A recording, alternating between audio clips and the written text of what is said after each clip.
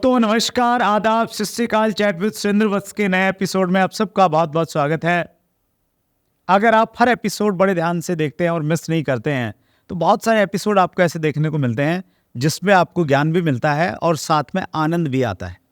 ऐसा ही एक एपिसोड था जिसमें हमारे मेहमान थे कॉर्पोरेट ट्रेनर सुरेश मोहन सेमवाल।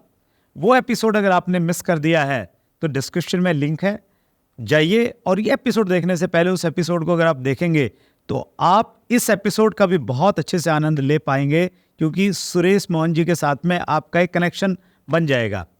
आज फिर हमारे लिए एक बड़ा दिन है, हंसते हंसते सीखने का मौका है, क्योंकि आज फिर हमारे मेहमान हैं कॉर्पोरेट ट्रेनर सुरेश मोहन सेमवाल जी। तो आइए हम सब लोग मिलके बहुत उत्साह के साथ स्वागत करते हैं।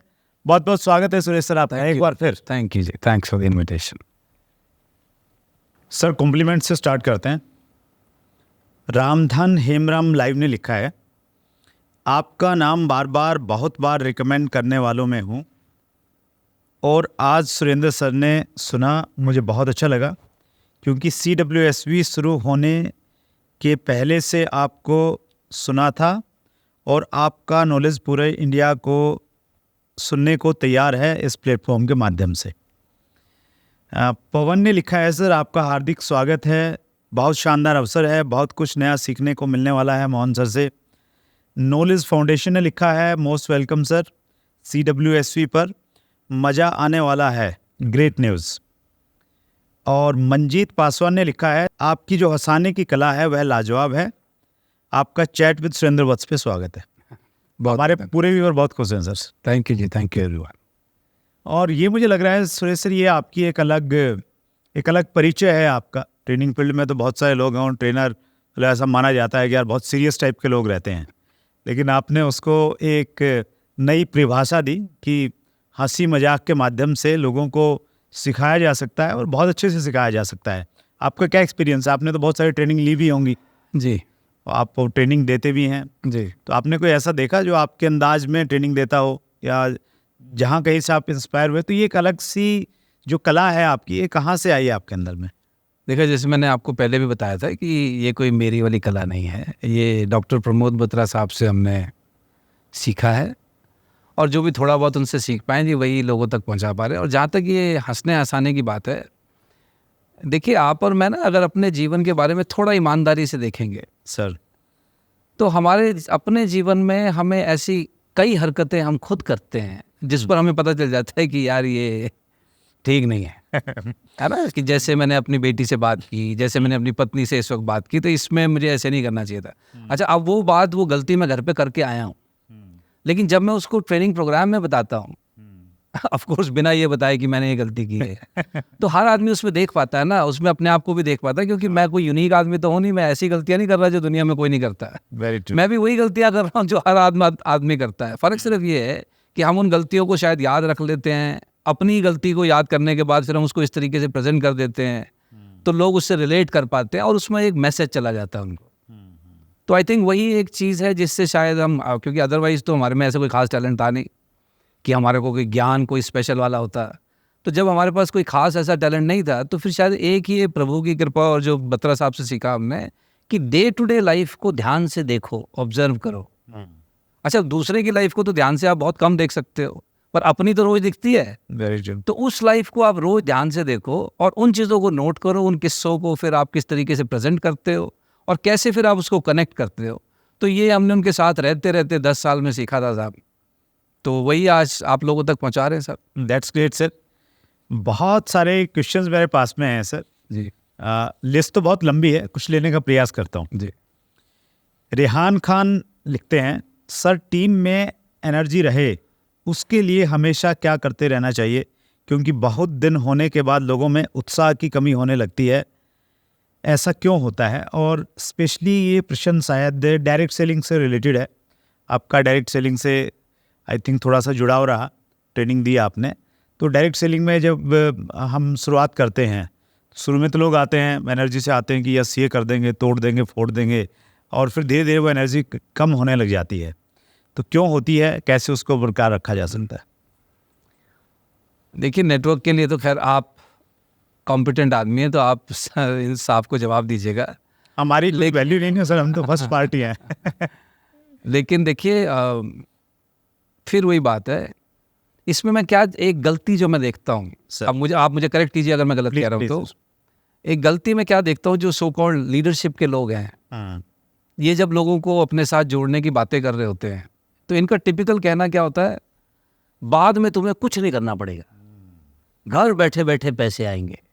ये अपनी मर्सिडीज दिखाते हैं, अपनी ऑडीज दिखाते हैं, अपने बड़े बड़े घर दिखाते हैं कि ये देखो जी मेरे पास ये आ गया है। अच्छा, अब दिक्कत ये है, वो आपका एंड रिजल्ट है। आपने उसके पहले की जो 20 साल की जो अपनी तपस्या की है ना, वो नहीं दिखाते हैं, वो आप उनको बताओ तो डर जाएंगे, वो भाग जाएंगे। हाँ, आप उनको दिखाते हो जी ये देख जी 6 फिगर है मेरे चेक में, वो कहता वाह जी वाह मुझे भी चाहिए।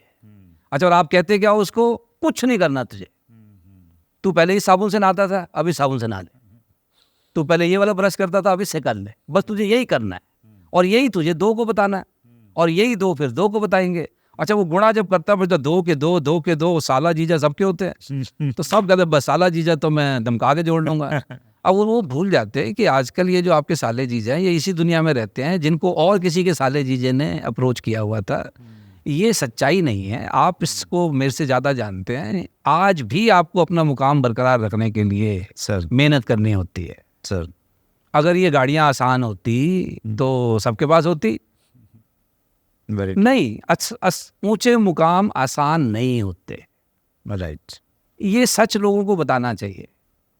तो उससे फिर क्या होगा, आपके पास आएंगे ही वही लोग जो मेहनत करने को तैयार है, पहले चटनी हो जाएगी। हाँ, वरना तो हर को आलसी तो मजा आ जाता है उनको कि बस कुछ नहीं करना, बस नहाना ही है, साबुन चेंज करना है।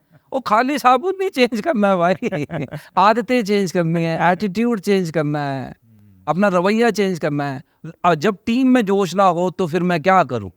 ओ महाराज, तभी तो लीडर की जरूरत है। टीम में जोश हो और फिर आप में भी जोश हो तो फिर मतलब आप काहे के लीडर हो, फिर तो वो लीड कर रहे हैं। जब टीम में जोश कम है तभी तो लीडर की जरूरत है, तब उसका जोश ज्यादा होना चाहिए। लेकिन मैं फिर कह रहा हूँ कि लीडर में जोश आता है पर्पस से, उसके अपने लक्ष्य से। और मैं फिर कह रहा हूँ, जितना बड़ा लक्ष्य आपने रखा है, जैसे आई एम श्योर आपने वही लक्ष्य रखा हुआ है कि मुझे इस देश में और तो मैं कुछ नहीं कर सकता, मुझे 1 लाख लोग इस रेखा के ऊपर पहुंचाने हैं, उनका लाइफस्टाइल मुझे बेटर करना है, उनकी हेल्थ में इंप्रूवमेंट लानी है। अगर मैं ये पर्पस रख के मैं लोगों से जुड़ता हूँ तो मेरे बात में वजन होगा, क्योंकि मैं कुछ देने जा रहा हूँ, लेने नहीं जा रहा किसी से। लेकिन जहाँ वो मन में चोरी होती है कि अच्छा, कई लोगों को देख के हमको क्या लगता है कि अगर ये जुड़ जाए ना फिर मेरे को कुछ नहीं करना पड़ेगा। लेकिन वो देखिए अंदर ना वो कहीं ना कहीं भाव फिर भी यही है कि मुझे कुछ ना करना पड़े। ये भाव मुझे लगता है ये थोड़ा ठीक नहीं है कि काम करने में हर्जा क्या है भाई। Yes yes. काम, मैं तो भगवान से हमेशा दुआ करता हूँ कि मुझे इतना काम दे, इतना काम दे साहब, कि मतलब बस फुर्सत ना हो। पर लोग पता नहीं क्यों काम से भागते हैं। हाँ, देखिए विश्राम आदमी को करना चाहिए, आराम भी करना चाहिए ताकि काम ढंग से कर सके। आराम करना काम थोड़ी होता है। राइट। तो मेरे ख्याल से लीडर्स को ध्यान रखें कि जब लोगों को अपने साथ जोड़ें तो उनको साफ बताएं कि इसमें मेहनत होगी, ये काम आपको करने होंगे, इतना समय भी लगता है ना। अब आपकी आज की मर्सिडीज 20 साल पहले थोड़ी थी। Very true sir. हाँ, बजाज चेक तक स्कूटर था। हाँ, और उसमें भी पेट्रोल डलवाने में दिक्कत होती होगी। अच्छा, आज आप किसी को जाके एज अ प्रोस्पेक्ट मिलते हो तो आपके लिए तो बहुत आसान है, लेकिन तब थोड़ी आसान था, आज आसान हो गया। अब आज आपने मुझे कहा जी इंटरव्यू करना, मैं आ गया जी सर। अब अगर आज आपसे 20 साल पहले अगर आप मुझे कहते इंटरव्यू करना है तो मैं आपसे पूछता कि जी बताओ क्या पूछोगे, कितनी देर का होगा, क्यों पूछना चाहिए था ना। Very true very true. अब लोग क्या कहते हैं, अब मैं कई बार मुझे लोग कहते हैं जी आप में बड़ी स्पॉन्टेनिटी है, आप बिल्कुल हाजिर जवाब हो। वो महाराज वो आज है, वो आज है, वो पहले दिन से नहीं थे। तो मैम, तो कई बार लीडर से गलती हो जाती है कि वो सही मैसेज नहीं देते और उसके कारण फिर हर तरीके का आदमी आ जाता है। That's great sir. आपने चूंकि मुझे बोला है तो मैं भी यही कहना चाहता हूँ, आपकी बात को ही रिपीट करना चाहता हूँ। तो देखिए, वैसे भी डायरेक्ट सेलिंग के जो डाटाज है ना सर हमारे, वो बताते हैं कि 90% लोग पहले साल में ही बिजनेस को क्विट कर देते हैं। 10% लोग हैं जो परचेज करते रहते हैं, अदरवाइज तो छोड़ ही देंगे। और जो छोड़ने वाले हैं, हमें पहले तो मालूम नहीं होता कौन से छोड़ने वाले हैं, तो एनर्जी हमें थोड़ी बहुत उनके साथ में भी लगानी पड़ती है। तो जो आपने कहा पहले दिन ही हम बता देंगे कि भाई सब कुछ आएगा, लेकिन इतनी मेहनत करनी पड़ेगी, इतना साल लगेंगे, मुझे इतने साल लगे हैं, इतने घंटे मैंने काम किया है, तो फिर ढंग के आदमी आएंगे, ढंग के नहीं आएंगे। और दूसरी आपने बहुत गहरी बात कही सर, कि जब टीम में उत्साह नहीं है ना, तो खुद में उत्साह भरना पड़ेगा। खुद में उत्साह नहीं होगा और हम लोग सोचेंगे कि वो उत्साहित रहें, तो फिर तो बात बनेगी नहीं। That's great sir. और आपका अंदाज़े बयां वही है कि हंसते हंसते बहुत गहरी बात कह जाते हैं, दिल तक उतर जाती है। मदन लाल का प्रश्न लेता हूँ सर। गुरुदेव, आपसे बहुत कुछ सीखने को मिलेगा सर जी, बोलने की कला को कैसे विकसित करें? और ये मदन लाल जी के साथ मेरा भी प्रश्न है सर। ओके, देखिए मेरे ख्याल से ना अच्छे वक्ताओं को सुनिए। मतलब आप ये कह रहे हैं कि सुरेश मोहन सेमवाल के चैनल को सब्सक्राइब कर लें और जो भी वीडियो आए उसको बहुत बार सुनते रहें। अब ये कला मुझ में आ जाए जिस दिन मेरे चैनल में भी बहुत व्यूअर्स हो जाएंगे। अब मेरे से आज तक नहीं कहा गया है वीडियो में, ये मेरे पास अपॉर्चुनिटी है। मैं तो आप सभी व्यूअर्स को कहना चाहता हूँ, सुरेश मोहन सेमवाल जी का अपना यूट्यूब चैनल है, डिस्क्रिप्शन में हम लिंक डालेंगे, आपको परेशानी नहीं होगी।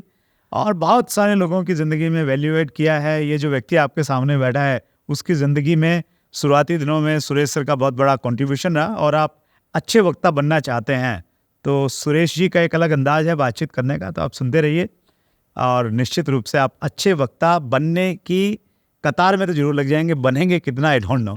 जी सर प्लीज़। तो देखिए अच्छे वक्ता बनने के लिए जो हमने सीखा है जी, मैं तो वही बता सकता हूँ। बाकी आई एम श्योर और भी बहुत तरीके होंगे सर। लेकिन देखिए अच्छा वक्ता का मतलब ये है कि जब वो बोले तो एक तो दो तरीके के वक्ता, एक तो वो है जो बड़ा इम्प्रेस करते हैं अपनी बॉडी लैंग्वेज से, टोन से, कि आज मैं ऐसे कर दूंगा। हाँ? वो भी ठीक है, वो भी ठीक है। लेकिन कुछ लोगों की जो कंटेंट है उसमें दम होता है, राइट, है ना। एक तो आप प्रभावित करते हैं किसी को उसको, लेकिन एक है कि आपके कंटेंट में दम है। मतलब वो आदमी ना बात कह देगा, भले ही आराम से कह दे, राइट, उसको एनिमेटेड होके नहीं कहेगा, लेकिन वो बात ठीक है। अच्छा, इसीलिए शायद वो एनिमेटेड होके नहीं कहता, क्योंकि उसको पता वो बात ठीक है। सही है ना। सही है। तो वो बात ठीक कैसे निकलेगी आपसे? अच्छा वक्ता वो नहीं है जो सुनने में बड़ा अच्छा लगता है। हाँ, अच्छा वक्ता वो है जिसकी बात सुन के फायदा होता है। राइट। अब मैं किसी की बात को सुन के इम्प्रेस हो जाऊं, लेकिन उसकी बात को पालन करूं और मेरा जीवन बर्बाद हो जाए, तो वो तो अच्छा वक्ता नहीं हुआ ना। तो अच्छा वक्ता मतलब जिसकी बात मानने से जीवन आपका तर जाएगा। तो सिंपल रूल ये है, उस वक्ता को सुनिए जो खुद अच्छा कुछ पढ़ता लिखता हो, जो कुछ अच्छी किताबें पढ़ता हो, खुद उसका जो सोर्स ऑफ इनपुट है वो कहीं ढंग का हो, उसकी संगत ढंग के लोगों की हो, वो कहीं ढंग के काम करता हो, तो वो वक्ता ठीक होगा। नहीं तो उसको कैसे चेक किया जाए सर? नहीं, वो तो उसकी बातों से पता चलेगा ना। बातों से पता चलेगा कि वो उसके इनपुट ठीक ठाक आ रहा है। तथ्य देखिए आप, वो 20 साल पुरानी अगर चीज़ों को अभी भी रिपीट करता जा रहा है तो उसका मतलब इनपुट नहीं है कहीं। नहीं, अगर 20 साल पहले को ठीक कह रहा था, आज भी उसको कह रहा था, फिर तो कोई प्रॉब्लम नहीं है। अब कोई 20 साल पहले कहता था जी सनराइजेज इन द ईस्ट, आज भी कह रहा है, तो दैट्स नॉट अ प्रॉब्लम। लेकिन हाँ, इस बात से मैं आपकी सहमत हूँ कि अगर वो व्यक्ति वहीं अटक गया है तो फिर ठीक नहीं है। राइट। तो अच्छा वक्ता बनने के लिए मेरी लोगों से हमेशा सजेशन है, रीड गुड बुक्स। कंटेंट आएगा वहाँ से, उससे अच्छा कंटेंट आएगा। राइट। ठीक है ना। देखिए बिल गेट्स ने भी किताब लिखी है, स्टीव जॉब्स ने भी किताब लिखी है, विवेकानंद जी की किताबें हैं, गांधी जी की किताबें हैं, अच्छे अच्छे डॉक्टर्स ने किताबें लिखी, साइंटिस्ट ने किताबें लिखी हैं, आपकी फील्ड के लोगों ने किताबें लिखी हैं। सुरेश मोहन सेमवाल जी की किताबें हैं। सेमवाल की तो छोड़ो, शिव खेड़ा की किताब यू कैन विन बहुत अच्छी किताब है। तो अच्छी किताब पढ़िए। अच्छा, मैंने क्या देखा है, आदमी खुद कैसा भी हो किताब ठीक लिखता है। जो एक जिम्मेदारी होती है ना, देखिए आप और मैं बातचीत में ना कुछ ऊपर शब्द ऊपर नीचे कर देंगे, कोई फर्क नहीं पड़ता है। वो कट कुट कर देगा, वो ठीक है। लेकिन जब किताब में आप कुछ लिखते हो तो सोच के लिखते हो, सोच कर अपना बेस्ट देने की कोशिश और उसमें आप अपना बेस्ट, अपने बेस्ट का भी बेस्ट वर्जन देते हो। तो अगर किसी को सीखना है किसी से, अच्छा है उसकी किताब पढ़ ले। मैं सुरेश सर, मैंने ज़्यादा नहीं तो 20-30 इंटरव्यू में इस चीज़ को स्वीकार किया है कि आज मैं जो कुछ भी हूँ मैं किताबों की वजह से हूँ, किताबों ने मुझे बनाया है। हाँ, और बस एक ही चीज़ का ध्यान रखना है, जैसे आपने तो किताबों को पढ़ के उसका मनन चिंतन करके फिर लागू किया ना सर। अब कई लोगों को ना किताबें पढ़ने का ही शौक हो जाता है वो इसलिए पढ़ते हैं कि आप जब बात करोगे ना तो मैं आपको बता पाऊंगा इस किताब में ये लिखा था कि मैंने तो पूरी पढ़ी है। और वो ठीक है महाराज, किया क्या है, इम्प्लीमेंट कितना हुआ है? किया क्या है। अच्छा, बहुत ज़्यादा किताब पढ़ने से भी एक चीज़ पता चलती है कि आपने कोई किताब ढंग से नहीं पढ़ी। Very true. आपने कोई किताब ढंग से नहीं पढ़ी, क्योंकि अगर आपने एक भी ढंग की किताब ढंग से पढ़ ली होती तो आपको इतना मिल जाता है जीवन में करने के लिए कि पूछिए नहीं। Very true. राइट, तो पढ़िए। तो अगर इसी बात को थोड़ा आगे बढ़ाते हैं सर, वक्ता वाली बात को, अगर कोई व्यक्ति ये चाहता है यार मेरा काम है लोगों से मिलना, बातचीत करना, स्टेज पे जाना, कोई 4 पॉइंट आप बता दीजिए कि उसको, एक पॉइंट तो हो गया कि भाई वो अच्छी किताबें पढ़े और अच्छे जो वक्ता हैं उनको सुने, एक पॉइंट तो हमने मान लिया। बिल्कुल। 3 पॉइंट और सर आपकी तरफ से जो उसको एक अच्छा वक्ता बना सकते हैं। और तीसरा पॉइंट, हमारा 75,000 रुपये का प्रोग्राम है 5 दिन का। अच्छा, क्या बात है सर? हाँ, अटेंड करे। पब्लिक स्पीकिंग के ऊपर है सर? Public speaking. तो 5 दिन है, 75,000 रुपये लेते हैं। अब आपके किसी श्रोता को सुन के तो ज़्यादा हमारे व्यूअर्स को कुछ कंसेशन देंगे तो हम रिकमेंड करते हैं सर। वो आप उनको बताना कि वो आपको अप्रोच करेंगे तो उनको डिस्काउंट मिलेगा। लेकिन हमारा वो 5 दिन का बड़ा साइंटिफिक स्ट्रक्चर प्रोग्राम है। राइट। हमारी गारंटी इस चीज़ की है कि उस 5 दिन के प्रोग्राम में जो आपको मिलेगा, उसके बाद आप कुछ ऐसा नहीं बता सकते हमें कि जी ये भी तो होता था ट्रेन द ट्रेनर में, ये आपने नहीं बताया। तो बहुत हमारा वो पिछले 20 साल की जो हमारी तपस्या है उसको जोड़ करके हमने ये प्रोग्राम बनाया है। उसका लिंक हम लोग डिस्क्रिप्शन में डालेंगे। और मैं एक चीज़ और कहना चाह रहा हूँ सर उसके साथ में, जी, लर्निंग बहुत इम्पोर्टेंट है। मैं सर हरियाणा से हूँ बेसिकली, जींद से। जी। तो मैं आज से 12 साल पहले दिल्ली आया, तो मेरे में सीखने की बड़ी भूख थी।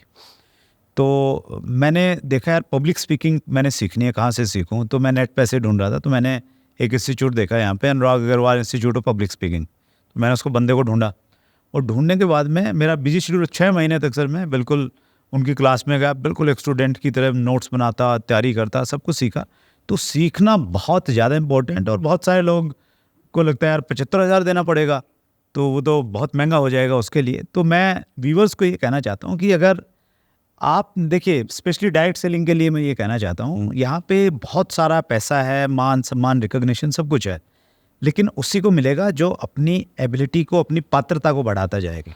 अगर आपने अपनी पात्रता को बढ़ा लिया, अपनी स्किल्स को बढ़ा लिया, जो रिक्वायर्ड स्किल्स हैं इस इंडस्ट्री में, तो फिर आपको सब कुछ मिल सकता है। और उन स्किल्स में पब्लिक स्पीकिंग एक इम्पोर्टेंट स्किल है जो सुरेश जी के माध्यम से सिखाई जा सकती है। लिंक हम लोग डिस्क्रिप्शन में डाल देंगे। तो आपने बड़ा आसान सा जवाब दे दिया सर।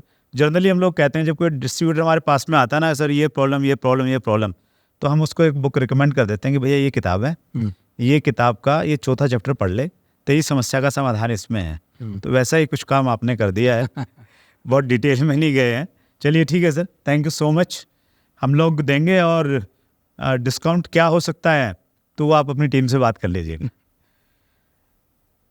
अगला प्रश्न ले रहा हूँ सर, ये सैयद रियान का प्रश्न है और ये भी कुछ इसी से रिलेटेड है।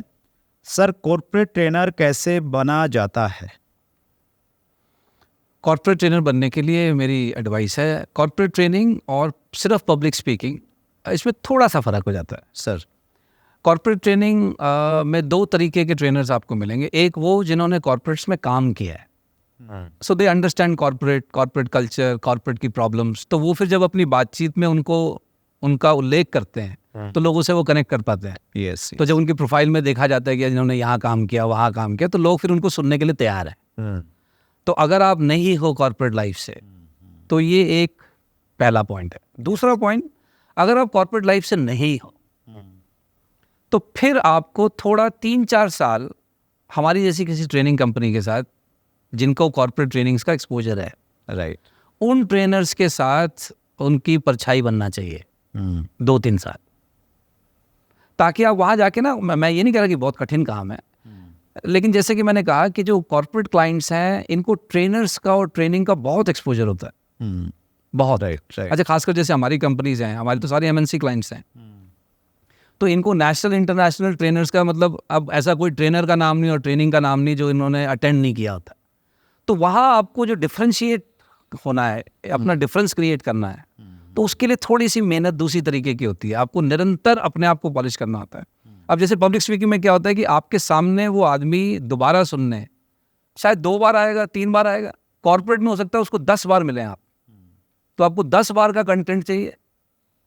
तो आपको इसमें ना निरंतर सीखना होता है। तो अगर आप नए हैं, कॉर्पोरेट ट्रेनिंग में जाना चाहते हैं, अच्छा तरीका ये है एस्टैब्लिश कॉर्पोरेट ट्रेनिंग में जाकर थोड़ा काम कीजिए एस्टैब्लिश ट्रेनर्स के साथ, ताकि फिर आप कॉर्पोरेट ट्रेनिंग के जो थोड़ा से डिफरेंसेस हैं उसको आप समझ जाएं। उसके बाद तो पब्लिक स्पीकिंग अगर आपको आती है तो आप कहीं भी कर सकते हैं। That's great sir.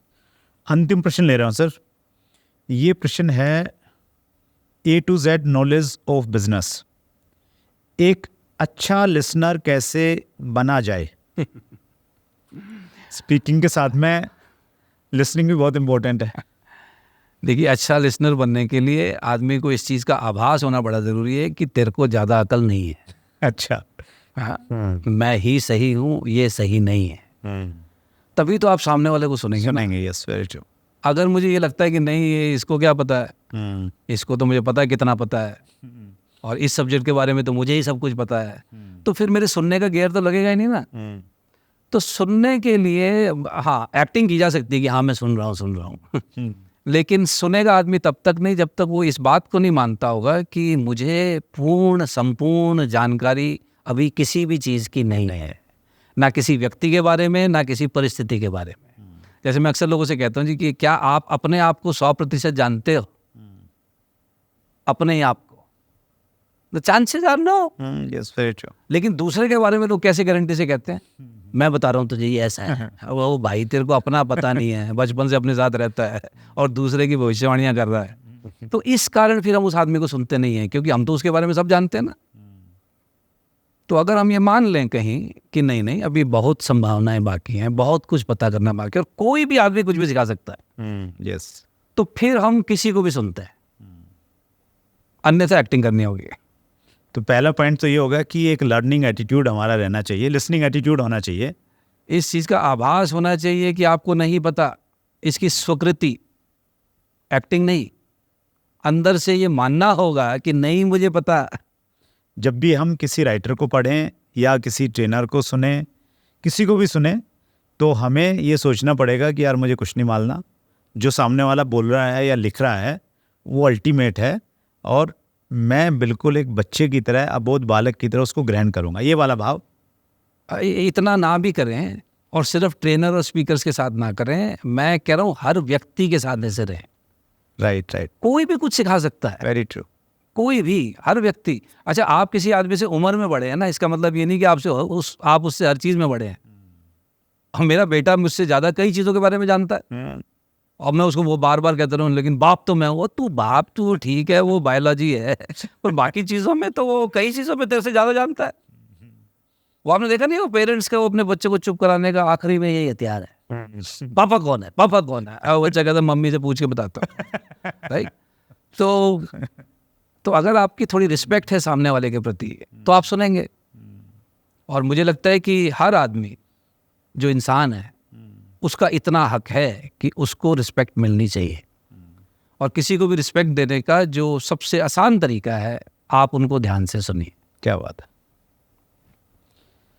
पत्नी को भी ध्यान से सुनिए, पति उनको को भी तो बहुत ध्यान से सुनिए, क्योंकि नहीं तो कोई और उनको ध्यान से सुनेगा, आपको दिक्कत हो जाएगी। चलिए, दैट्स ग्रेट सर, वंडरफुल। सो बहुत सारी नॉलेज है सर आपके पास में, और एक रिश्ता बन गया है सर, अभी एक अलग रिश्ता बना है, मतलब 20-21 साल बाद मुलाकात हुई है जी। तो मिलते रहेंगे एक बार फिर। सभी व्यूवर्स की तरफ से दिल की गहराई से हंसते हुए खुशी के साथ में बहुत बहुत धन्यवाद। Thank you ji, thank you so much, thank you so much. So ये थे कॉर्पोरेट ट्रेनर सुरेश मोहन सेमवाल जी। बहुत गहरी जानकारी बहुत हल्के अंदाज में हमें दी, और सबसे महत्वपूर्ण एक ऑफर हमें दिया। आप भी अगर उनके जैसा अच्छा स्पीकर बनना चाहते हैं तो उनका एक कोर्स है, वो आप ज्वाइन कर सकते हैं। डिस्क्रिप्शन में लिंक दिया गया है। सो अगले मंगलवार को रात्रि 8 बजे फिर एक बड़ी शख्सियत से मुलाकात होगी। चैनल को अगर सब्सक्राइब नहीं किया है तो ये मालूम कैसे चलेगा, नोटिफिकेशन कैसे आएंगे आपके पास में अगर बेल आइकन नहीं दबाएंगे तो अगले मंगलवार को कौन आने वाला है। तो सब्सक्राइब कर लीजिए, अच्छा लग रहा है तो शेयर करते रहिए। फिर मुलाकात होगी। बहुत बहुत धन्यवाद। अगर आपने अभी तक chat with Surendra Vats channel को सब्सक्राइब नहीं किया है तो अभी सब्सक्राइब करें और बेल आइकन दबाना ना भूलें, जिससे आपको आने वाली सभी वीडियोस की अपडेट सबसे पहले मिले और हमारी किसी वीडियो को मिस ना करें। वीडियो को ज्यादा से ज्यादा शेयर और लाइक करके अपना प्यार जरूर दें।